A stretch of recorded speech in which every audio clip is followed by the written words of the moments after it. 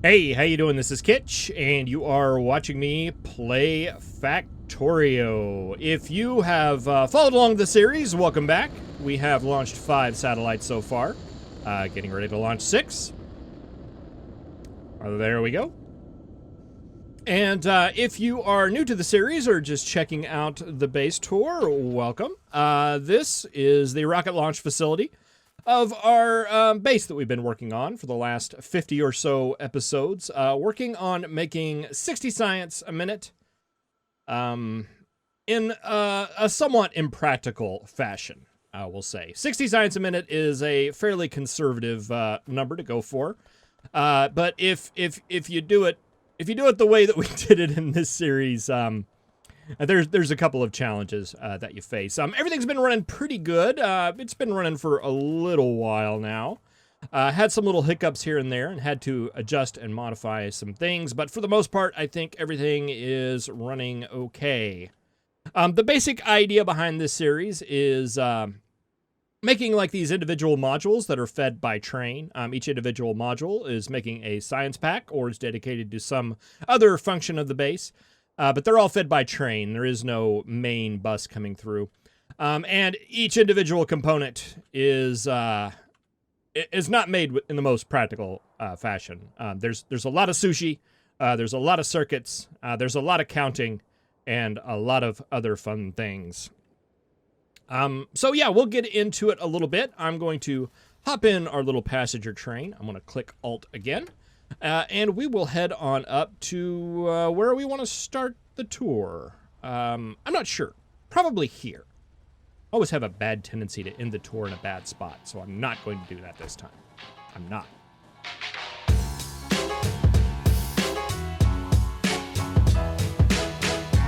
All right, we are up here at our main resource loading station. That seemed like a fairly good place to start. This is basically where all of our trains come in to pick up the items that are needed to make all of our sciences and other components in the rest of the base. This is fed from a line of steel furnaces that are producing the steel, the iron, the copper, and all the other things that we need, as well as some additional lines that are sneaking in up here for other things like stone and coal. This is fed through trains, larger trains up here that go out to our different outposts, our copper outpost, our iron outpost, and different outposts that we have. That is fed through here into here, but this is like the main train network. Those are just kind of outgoing ones. You will notice that for the most part, all of our trains are 1-1s, just one engine and one car. And I did that for a couple of reasons. One, these guys are super fast. It allows for little smaller footprints of stations and things like that. But I think it's really all you need. I always have a tendency to make these big, huge, giant trains that are moving mass amounts of stuff just all the time. And it's just, I don't feel that it's really that necessary for something like 60 science a minute. And for the most part, it really hasn't been. The downside is you of course get a lot more traffic with a lot more trains. So there's a lot of stuff in the base that's kept with that in mind. One big thing is the way that these tracks run. There is just a two-way track here, but it's kind of like a one-way thing. The crosses between the sides are very limited. So down here, you'll notice that there are no crosses. So to get from basically from this station to this station over here, you literally have to come all the way down and go around and come back up, which is kind of inefficient, but it keeps the traffic flowing. Everybody's moving in the exact same direction, and it minimizes those stoppages and slowdowns whenever people are trying to actually cross the track. So everybody's always going the same direction. It's okay. It's worked out. It's worked out really well, I think. And another big thing that I've done in order to help manage the traffic a bit on the network is there's a lot of places where I'm trying to stop trains and keep them shut down and not get them running out there unless they are actually needed. Which a lot of the time the trains aren't. So this first station, this station up here was where everybody picks up. After they pick up, they come here, which is this station, which serves as a refueling station, but also as a holding station. Now all these trains are sitting here waiting to get a signal that whatever item they carry is actually needed out on the network. And that comes through this red pole right now. And we don't have anything being requested on this red pole right now. So all of our trains are just going to kind of hang out here in the holding station. That's unfortunate for display purposes, but we'll need something here soon. I have a feeling. This isn't using LTN or any mods or anything like that. This is all vanilla. Basically, these trains are sitting here waiting for a circuit condition to come, and all of our stations out there. Oh, there we go. We got an iron signal. There go all of our iron trains. They're going to go take care of that need. So one of these stations said they needed iron, and so that actually enabled those iron trains to move.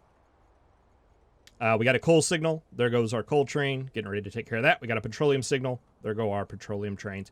There's a couple of flaws in it. It doesn't work perfectly. Like, for example, we get one copper signal, and all of our copper trains go to fill it up. That's a part of this system that I have not worked out yet. But for the most part, it's been working fine. If we had a lot bigger base, I think it might be a bigger concern. But it's basically keeping a lot of this traffic down, and these trains that we don't need much, like the water train or the stone train or the nuclear fuel train, these guys, if they're not needed, they just sit here and wait and don't take up rows in the traffic. All right, so moving down, we can kind of look and see how these individual modules work. We have basically a module for each one of the science production areas. The red and green were combined into one because they need the same ingredients, and it's really kind of easy to make those. But we have one here for the red and green science right here, military science, blue science, purple science, yellow science, and then our space science is over here. They all work under generally the same idea, in that in the station, we have a couple of stations here. We have stations for each resource that's needed here. So to make red and green science, we just need copper and iron. So there's two stations.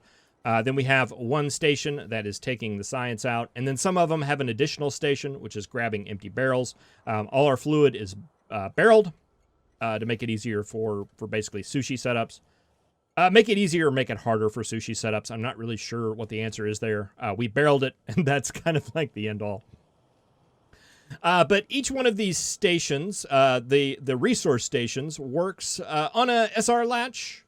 What that basically means is that we set what item we want down here per minute. So in this case, I want 90 copper a minute.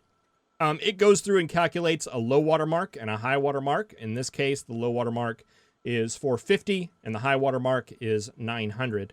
And whenever this station falls below the low water mark, so whenever we have less than 450 copper in this station, it'll turn itself on. A train will come and fill it up to the high water mark of 900 and then go on, and then it'll turn itself back off. So it's not where if we're just going to use one piece of copper, we're constantly calling a train.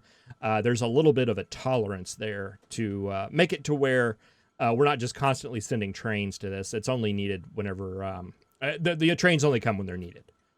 And basically the idea behind all these combinators and the high watermarks and the low watermarks is you set your items per minute that you want in this station, in this case 90. The low watermark is basically how enough materials to make this thing run for 5 minutes, and the high water is to make it run for 10 minutes. That's where those numbers come from. And this station is basically copy and pasted just all the way around. It's very generic so that we just set the item here, and we can set up other things in other areas to make it specific to a type.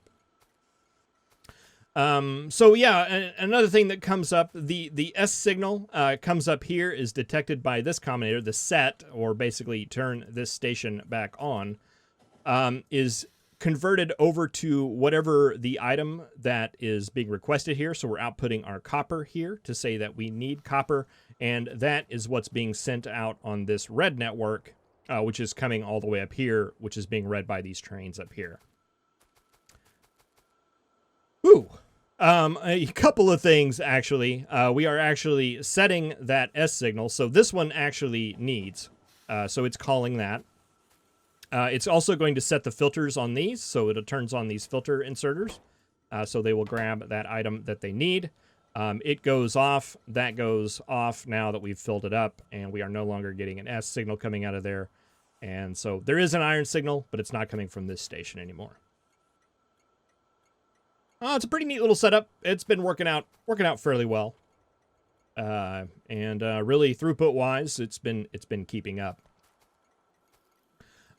These stations are pretty much just flat, basic loading stations. I'm doing a couple of things with circuits here. One, I am counting the amount of science of each type that we have, so the red and the green science, and sending that down. And I'm also doing this little combinator thing here where I'm doing a mod operation on the number of inserters that I have. This just basically makes it to where the inserters are loading the chest evenlier. And let's see, I meant to fix this earlier. This needs to come an extra one because this guy has a little hard time grabbing science on the corner sometime. There we go. This just makes the chests, helps make the chest load evenly. There's probably better ways to do it that I didn't do. But it makes the train load a lot faster whenever these guys are here. So that's basically the idea behind why you see these little contraptions everywhere. But yeah, that signal is going down, and this signal actually comes down to our science makers, and they turn themselves off whenever we have some buffer of thing. I think it's at 1K or 2K. It's 2K. Whenever we have 2 science backed up in these chests, these guys turn off and they don't make any more. All right, so going down here, you'll notice that our science is made on a sushi belt. Sushi belt is basically a belt that it's basically just one belt. It goes through the whole factory. All the items that we need to make the stuff and all the stuff that we make goes out onto the same belt. I've used basically my standard sushi setup design, which is basically a counter. I have this combinator setup right here is set up to be just basically a counter of items. If you want more information on how that works, I've got many episodes where I go on the information on how these counters work. But we set an amount of items that we want on the belt here. So I want 150 copper. I want 150 iron out on this belt. And it keeps count. Whenever it adds onto the belt here, it goes up. And whenever an inserter grabs something, it reads it off and puts it on this red signal, which goes through and subtracts it. So that helps keep a steady amount of items that we need out here on the belt and make sure that things don't overflow. So that the big enemy of sushi is getting things so full that the belt backs up and things can't get what they need, so the belt can't continue. So that keeps it under control and makes it where it works all the time. Same thing with the intermediate items. I'm wanting 20 gear wheels out on that belt at any given time. Whenever it puts a gear out, it adds that to the green network, so that gets added to the counter. And whenever something like, well, I guess that's not a good example because we're direct feeding there. But whenever one of the red science machines pulls a gear off, it sends it to the red signal and then subtracts it. So, yeah, it's a pretty basic circuit-based sushi setup. It's kind of a pain to set up and a nightmare if you ever lose power or biters come through and tear stuff up. But as long as it's just left alone and everything, it gets a constant supply of stuff, it works out very well. So that is red and green. Down here, we've got our military science, which is not really much different than the red and green science. It just, well, it's not being utilized right now because we're not researching anything military. But it's just got some more items here. We've got the stone brick, the coal, and the steel, which are used for grenades and ammunition, as well as walls.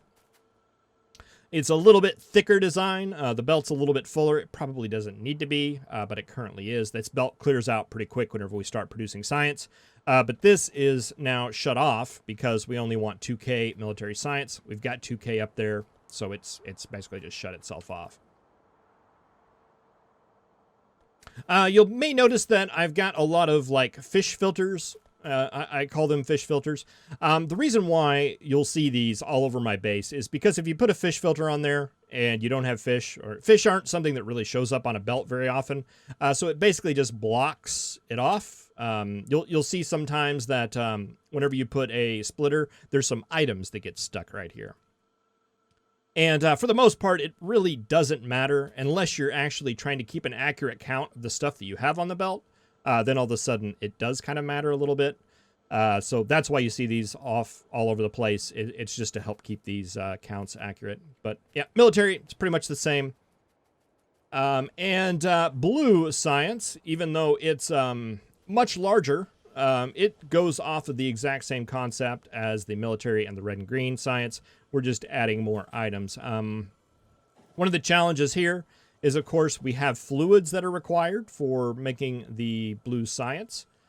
So we have them coming in here with barrels. There's our water barrels and our petroleum barrels coming in. They're coming in off counts just like everything else. We also had to increase the number of belts. So we've got belts running on both sides in this setup. But we have our barreling machines right here that are unbarreling the water. We have one unbarreling petroleum right there, and that's feeding into pipes to feed the plastic and the sulfur that we need. And then those empty barrels are going out and being filtered out basically right here. So those are going back into a station that is eating up the empty barrels, and those are being sent back to our petroleum area. But yes, Blue Science, this was the biggest sushi setup we were able to get to work on, just the basic two-belt system that's running red belt and just pulling everything on just one set of belts. Whenever we got into purple science, we were running into some throughput issues with getting that to happen. Probably could have maybe worked it out had we some blue belt, but I don't think we did at the time. So for purple science, we had to do something a little bit different, and that was basically break it up into separate little sushi components. We have one right here that is doing all of our green circuits, copper wire. Basically, it's just green circuits. And that has its own counter, and it's basically counting. This counter right here is counting the inner loop, and then we have this other set of counters that is counting the outer loop. So the green circuits are being counted on this counter. You can see we currently have 500-ish out there on the out right now. Whereas on this inner one, we're only keeping track of the copper and the iron, which is the stuff that's basically inside this belt. Then we have our red circuit section down here. I was doing something kind of goofy with filter inserters. I actually found a better way to do this, but it's a little bit tricky because the plastic and the wire come off of this inner count, whereas the green circuits come off the outer count, so I was trying to separate those. I actually ended up doing that differently. I'm in another area, but this is totally working. Totally working fine. And then we have this final section down here that's producing all of our track and furnaces and the actual purple science that is being sent back up. That's being filtered off down here and being sent up to the train where it's being taken in. We've got 900, and you guys are set to turn off at 1,000. We could probably use a little bit of standardization there, but we have not. And then continuing on down here to yellow science, pretty much the exact same idea. We needed a little bit more copper, so we've actually got 2 copper stations running here, which is fine. We got 2 green circuit makers, petroleum, blue circuits, and red circuits being made here. And yeah, no, it's basically the exact same idea as we saw up there, just expanded out.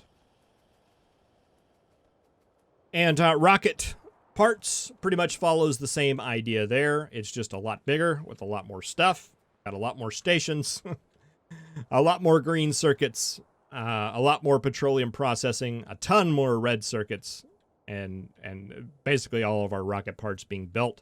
Where it goes down and gets thrown into this final sushi loop that we see right here. Where our rocket is actually being produced. And looks like we've actually launched another rocket since we started this episode. Very, very, very nice. All right, I'm going to go ahead and call our train here. Let's see. Come on down to Yellow Science.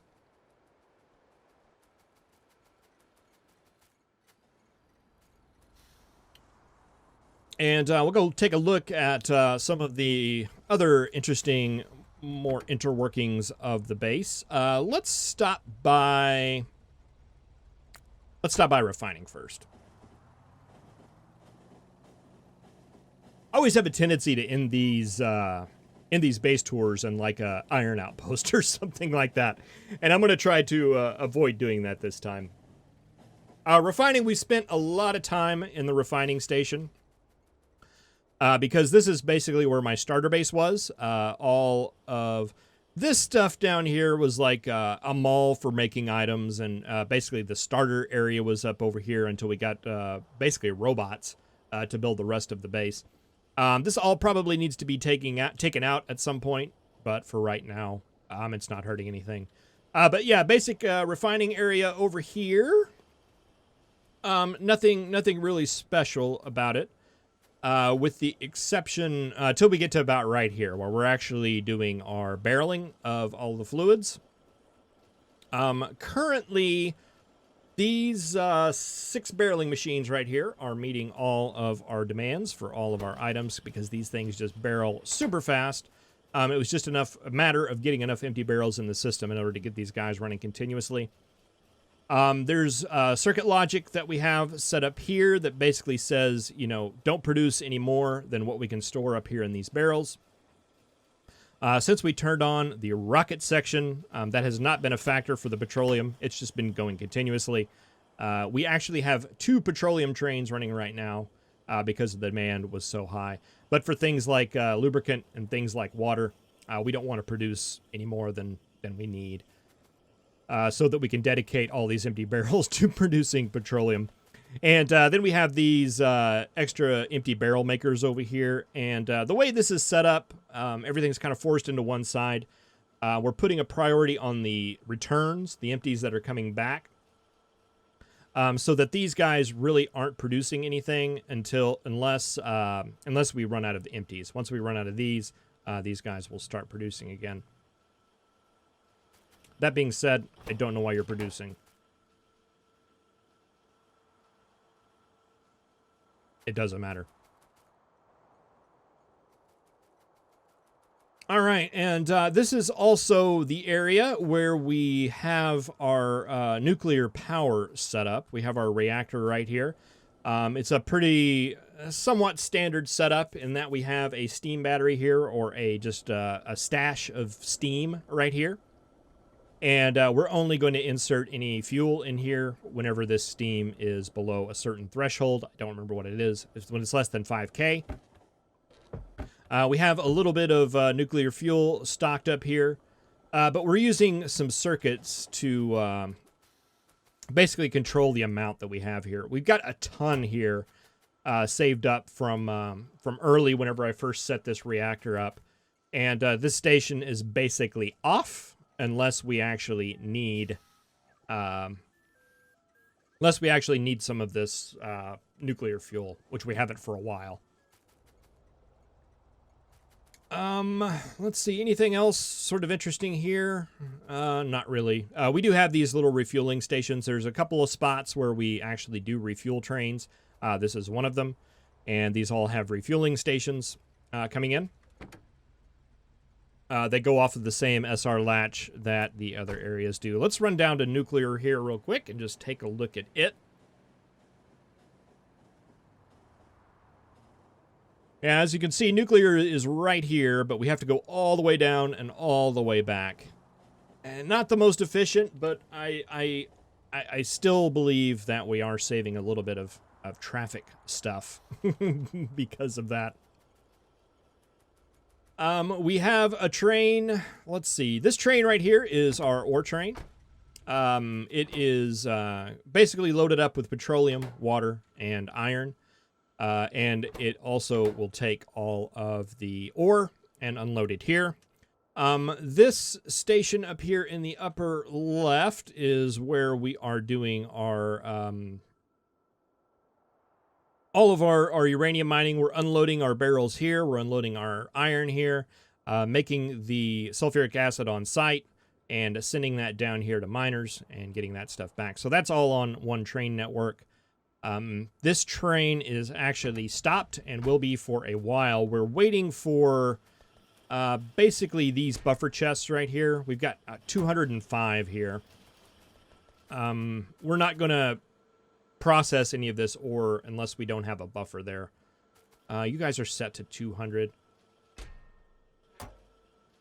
I think I'm good with that. So these guys are going to basically back up and not process any more ore until we get all that stuff processed.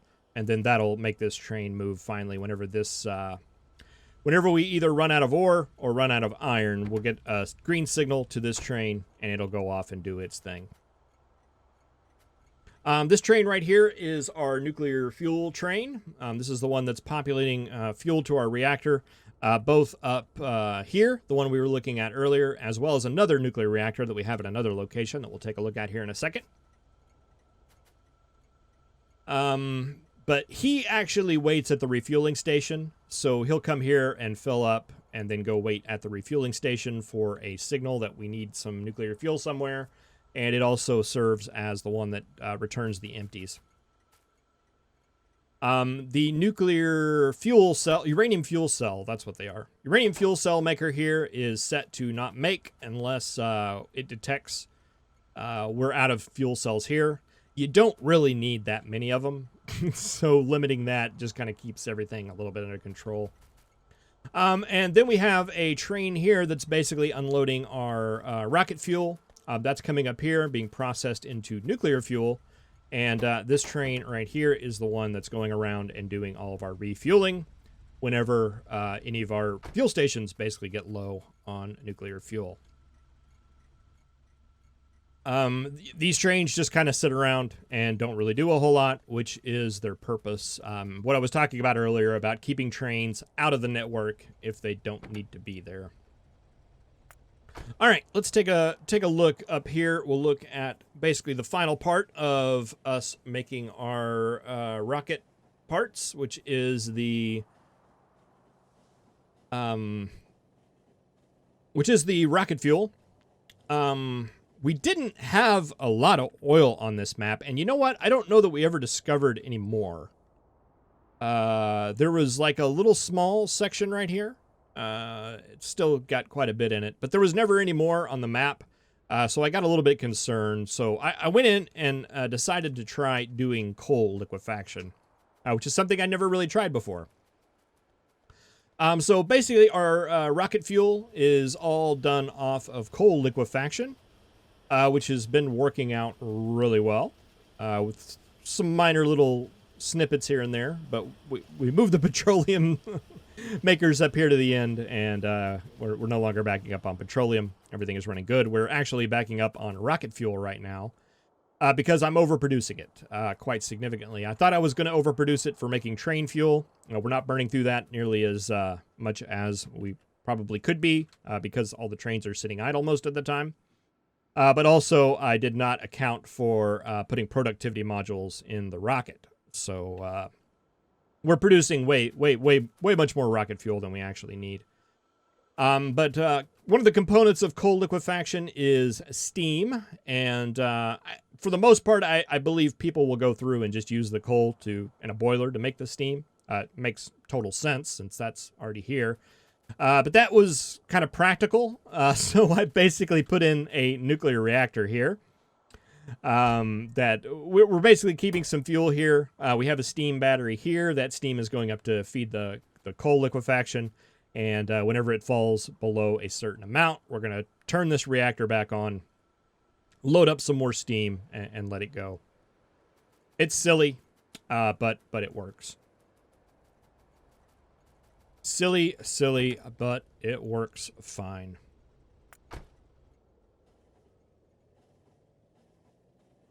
All right, and I think that is, that's really most of the base. Let's see, we got a copper outpost here. We got our iron outpost here.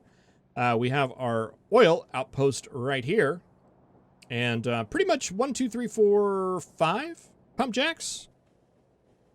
All the petroleum in the base, with the exception of what we need for the rocket fuel, is being fed off of 5 pump jacks. It's one of those things you don't really think about. And boy, we're running low on science. Are we close to a rocket launch? Got our satellite out there. We see the percentage. Okay, we're at 74 out of 100. Okay, so we're getting close. Getting close to launching another one.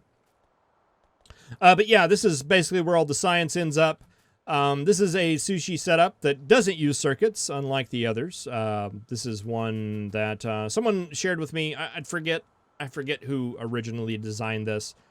But it was in my creative series where somebody shared that blueprint with me. But it's just a neat little system that basically it does the sushi setup and prevents backups by basically ensuring that we don't send out more than the belt can handle.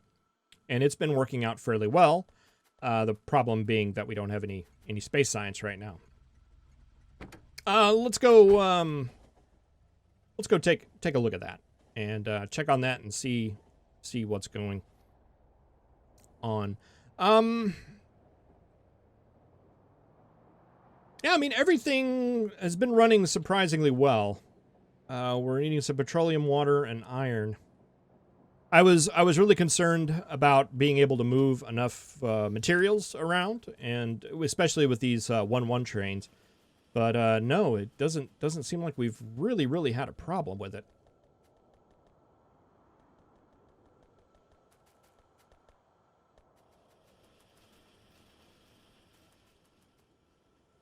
Oh, I don't like the look of that. I'm sure it'll be fine. To 84% now. And ready to get a little bit more. Still, rocket control units is what we're bound by. We are, and they all are running. They're all running. So yeah, let's take a look at our production stats. Let's go out like an hour and just see where we're at. It's saying 56 consumption, and some of them are at 60. Let's bring it in a little bit. Let's see. Yeah, we've got these like little, the consumption of course is down because we're waiting on the science. You can see when we have space science and when we don't, it looks consistent. If nothing else, we're sending it out at a good pace. We had a little bit of time where there wasn't any iron in the base because I mistakenly shut it off.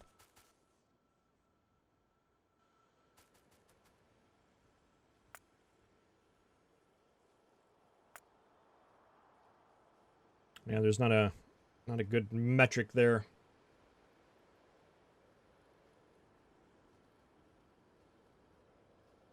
I may let it run a little bit to see if we can't get those numbers standardized. Production-wise, the red and green and some of the other sciences were really buffered up very heavily.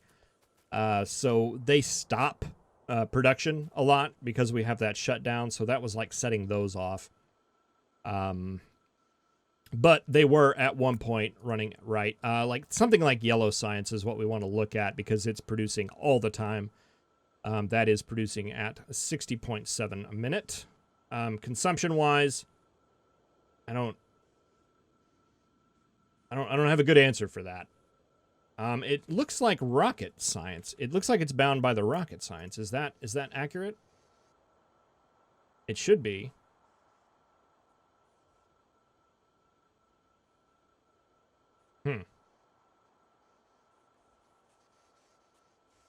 Not sure. May need to go recalculate some numbers.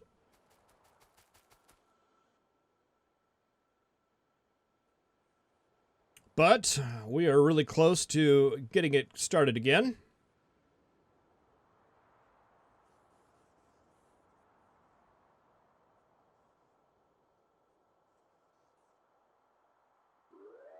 And there we go.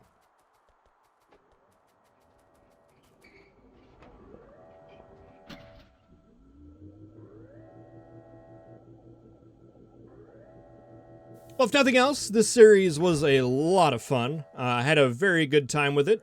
Gave me some headaches here and there, but for the most part, a lot of fun. A lot of fun setting all this stuff up. Appreciate the comments. Appreciate the suggestions. Appreciate the ideas that were given. A lot of them were implemented. A lot of the mistakes pointed out were fixed, and just thank you all so much. I really, really, really appreciate it. Yeah. Well, I'm gonna try to upload this somewhere. I always get a lot of requests for save file uploads. I'm gonna try to post that somewhere where you can get your hands on it and kind of see how some things work here, or perhaps even go through and make things work better. That would probably be a lot easier than trying to figure out how stuff works. But thank you very much for watching. I really appreciate it. I will see you next time. Have a good one. There we go. That's more like it. We just had to wait a couple of minutes to get the graph in a more favorable position. Don't look at this one over here. This one's not important. It's the consumption. And those say 60, and I feel a lot better about that. I was feeling like a failure there for a second. Probably still technically am. But number says 60, so we're good. See you next time.